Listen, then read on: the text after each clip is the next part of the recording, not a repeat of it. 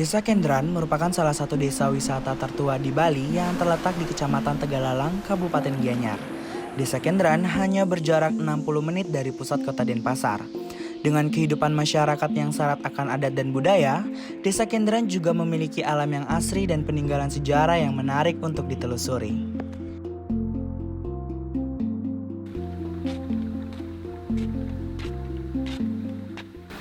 Om Swastiastu, Punapigatra Semeton.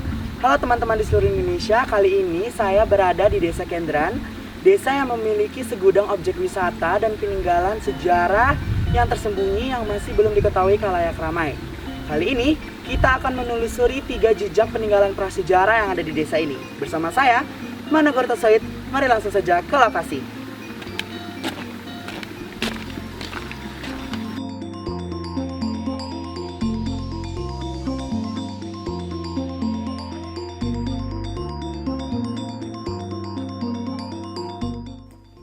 Saat ini saya sudah berada di salah satu objek peninggalan prasejarah yang ada di Desa Kendran, yaitu Sarkopagus, yang merupakan tempat penyimpanan jenazah yang terbuat dari batu.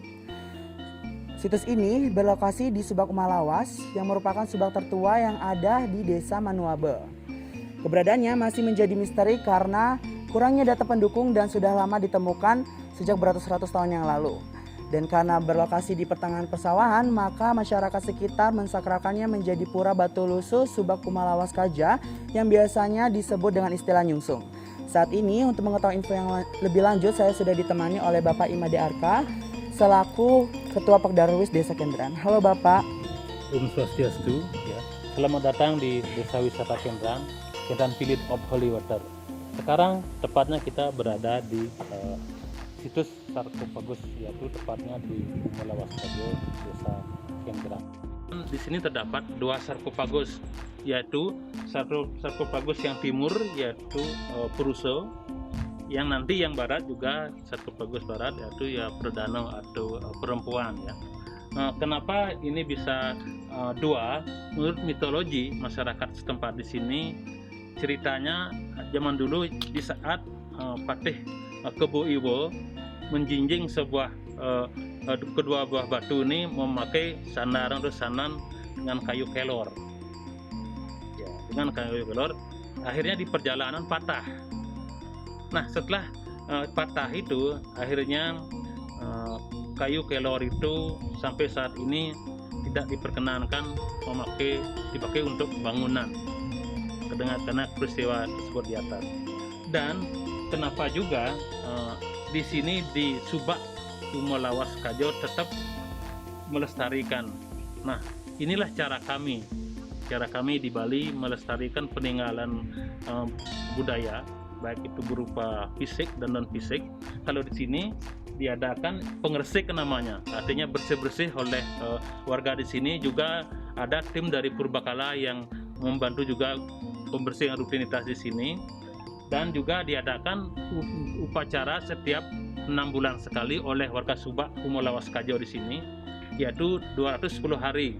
Setiap geodalan diadakan upacara dan warga di sini semuanya bersama-sama untuk mengadakan upacara di sini secara bersama. Intinya semua yang kita lakukan dengan memakai sistem gotong royong. Sarkopagus Pradana ini terletak di sebelah barat dari Sarkopagus Puruse yang jaraknya hanya berkisar beberapa meter dari Sarkopagus Puruse, sehingga kita harus berjalan sedikit melintasi persawahan untuk mencapai lokasinya. Saat ini saya sudah berada di depan Sarkopagus kedua, yaitu Sarkopagus Pradana yang berada di sebelah barat dari Sarkopagus Puruse. Mengapa sih namanya Puruse dan Pradana? Hal tersebut akan dijelaskan oleh Pak Made Arka. Ya, baik.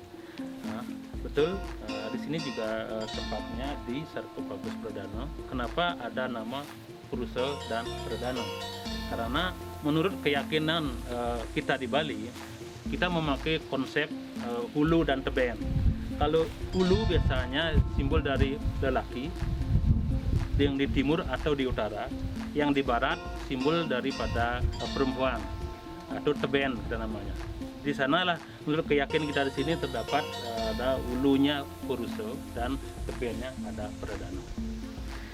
Baiklah pemirsa, itulah situs pertama yang dapat kalian jumpai di Desa Kendran sebagai salah satu objek sejarah yang ada di desa ini. Untuk situs selanjutnya kita akan ke Pencetak Negara. Mari ikuti saya.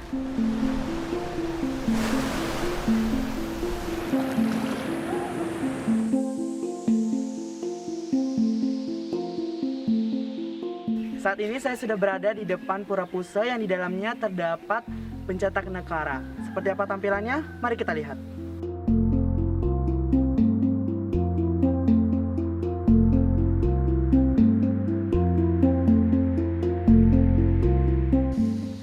Dari informasi yang didapatkan, Pencetak Negara ini berasal dari zaman perunggu sebagai salah satu batu yang memiliki keterkaitan dengan negara yang ada di Pejeng. Meskipun ukuran yang tidak sesuai, namun para arkeolog memprediksi model ini sebagai salah satu pencetak perunggu pada zamannya yang dikenal dengan sistem Achyar Perdu. Ditemukan belum pasti kapan, tapi yang diperkirakan sudah berada pada tahun 300 tahun sampai 250 tahun sebelum Masehi. Nah, di sini juga terdapat peninggalan patung, tapi sekarang hanya ada di dalam ya. Ada penagung dari patung Ganesha juga ada, dan juga ada lesung dari bebatuan yang diperkirakan sebelum abad ke-14 tempat ini sudah menjadi tempat pemuja. Bagaimana cara kami kita di Desa Kendran untuk menyucikan tempat ini? Ya dengan cara mengadakan feodalan setiap 6 bulan sekali atau 210 hari, di mana warga Desa Adat Monoabo mempercarai dan segera langsung juga membersihkan tempat-tempat ini, dan juga ada petugas dari Dinas Purbakala yang secara rutin membersihkan tempat ini. Selain memiliki peninggalan prasejarah yang tersembunyi, Desa Kendran juga memiliki tradisi pengelukatan yang sakral dan ketat karena telah diwarisi secara turun-temurun oleh nenek moyang. Apakah itu? Ikuti saya. Sebelum memasuki petirtaan Telaga Waja, terlebih dahulu kita menaati protokol dengan cara mencuci tangan.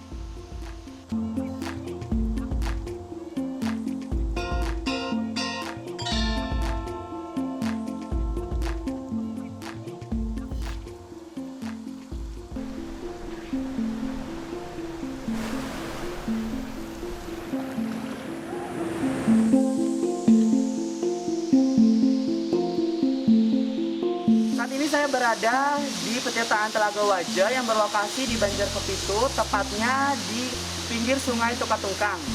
Petirtaan ini digunakan oleh Biksu Buddha Kasogatan sebagai tempat pertapaan pada abad ke-10. Kini, lokasi ini dipercayai sebagai salah satu tempat pengelukatan atau tempat pembersihan suci yang ada di Desa Kendran. Tempat ini dulunya dikenal hingga tanah Jawa dengan sebutan Telaga Dwaja, berdasarkan bukti tertulis pada naskah klasik negara Kertagama oleh Empu Prapanca pada abad ke-13 Masehi. Hal ini juga diperkuat dengan ditemukannya relief segel berbentuk H yang terpahat di dinding bagian selatan. Petirtaan ini terdapat 2 kolam suci. Dipercayai kolam yang di atas merupakan tempat petirtaan dewa-dewi, sedangkan kolam satunya merupakan tempat petirtaan para widyadara-widyadari. Selain dipercayai sebagai tempat membuka jalan pencerahan dan momongan, warga sekitar juga menjadikan tempat ini untuk memohon berkah hujan bagi sawah mereka.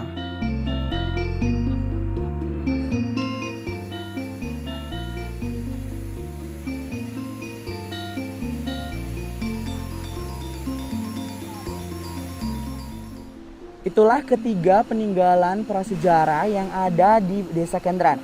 Bagi Anda yang ingin melihat secara langsung, dapat langsung ke Desa Kendran hanya dengan menaati protokol kesehatan dan menghargai adat desa.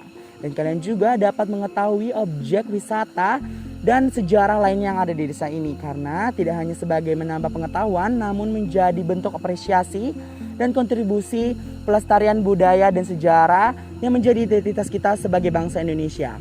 Maka dari itu, mari kita jaga dari kita untuk Indonesia. Sekian dari saya, Manugo Tosoid. Salam budaya, lestari Indonesia. Om Santi Santi Santi Om.